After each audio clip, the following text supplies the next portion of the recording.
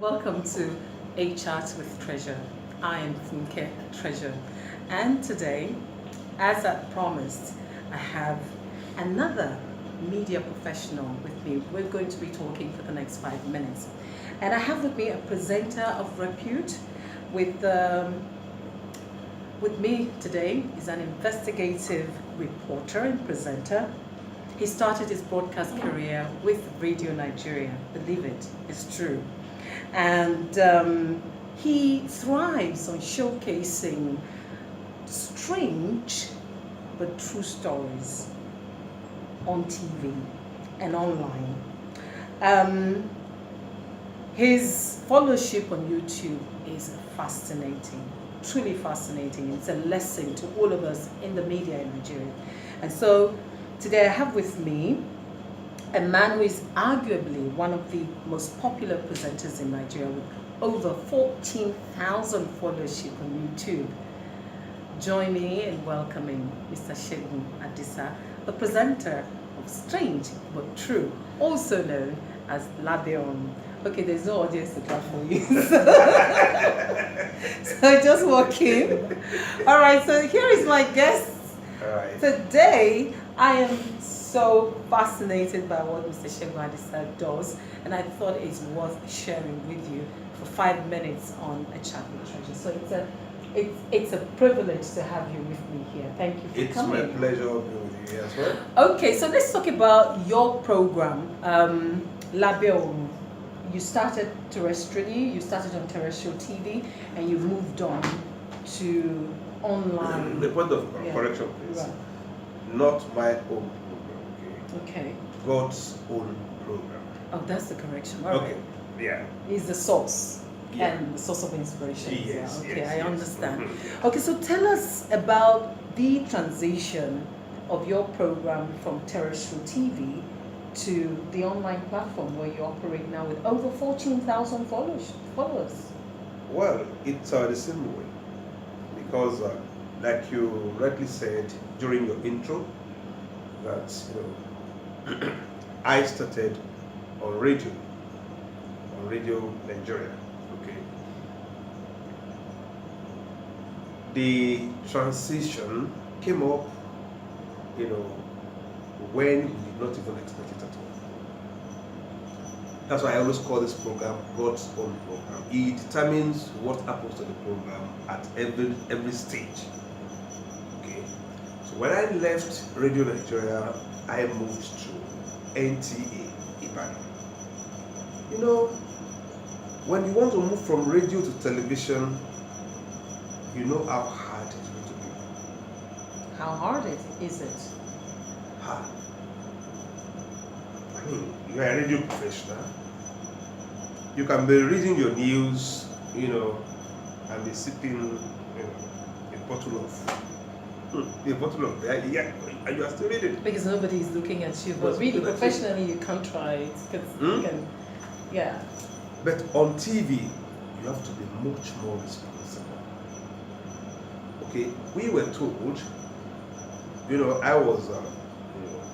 I had the opportunity of being trained by a white man, Edwards. He told us then that for radio, you have to be at the station 1 hour to your airtime.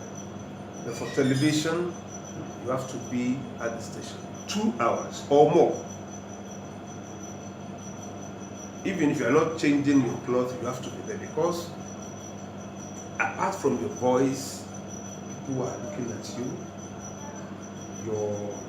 Your psychological, makeup, the way you talk, they are looking at everything. So you need at least 2 hours before you go on air. If you don't keep to that, the intelligent audience will know that this man rushed on air. So it will take you about 30 minutes to settle down. Assuming the program is 30 minutes, that means you will never settle down until the end of the program. If it's 1 hour, you chop off 30 minutes out of the 1 hour. You don't know what you are doing. Okay, So the transition now from radio to television was so complex that I don't even want to imagine it anymore. But the transition from terrestrial to online, it's equally complex, but less complex. How do you mean? Less complex because, at least for me, because I believe personally that, we are all open to continuous learning.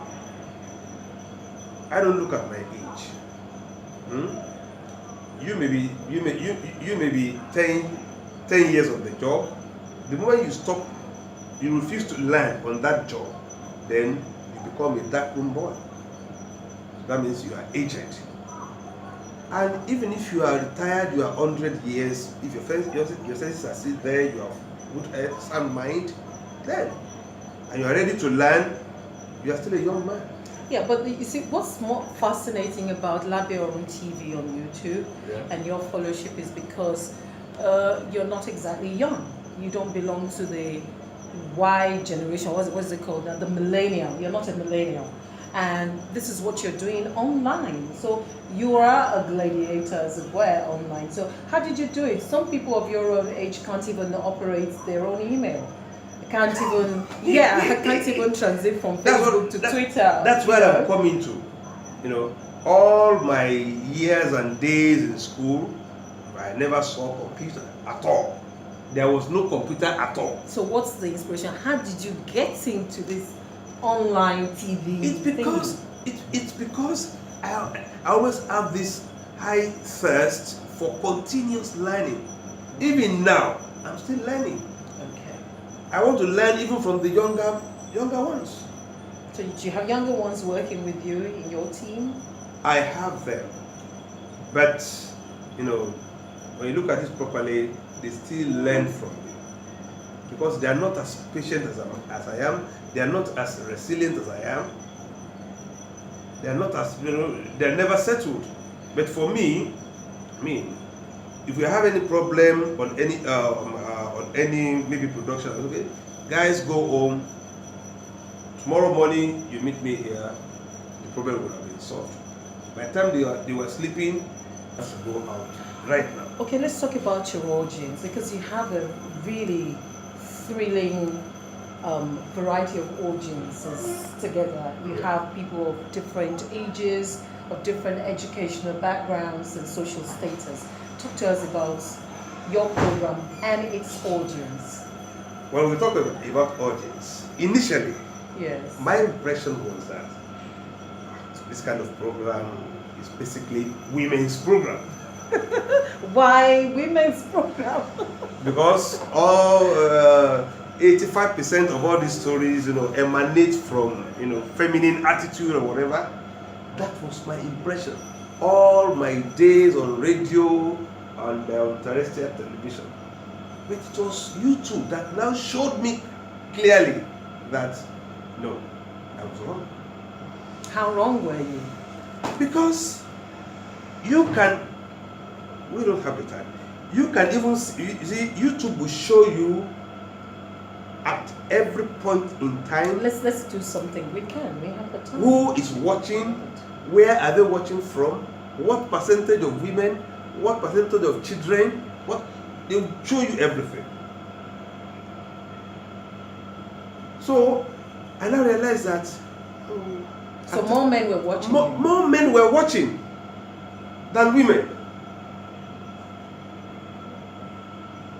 Illuminating. Yeah. Isn't it? So that's why I always tell our younger boys that look, things are not the way you look at it. Because all these are guys, they say blah blah, just a little thing is okay. Our phone number is this, start calling us. No. The fact that people are calling you doesn't mean that they are watching. Because if you look at it, if you check your data very well, you see that it's actually, it's virtually the same set of people that called you last week and the same people calling you again this week. So where are your audience?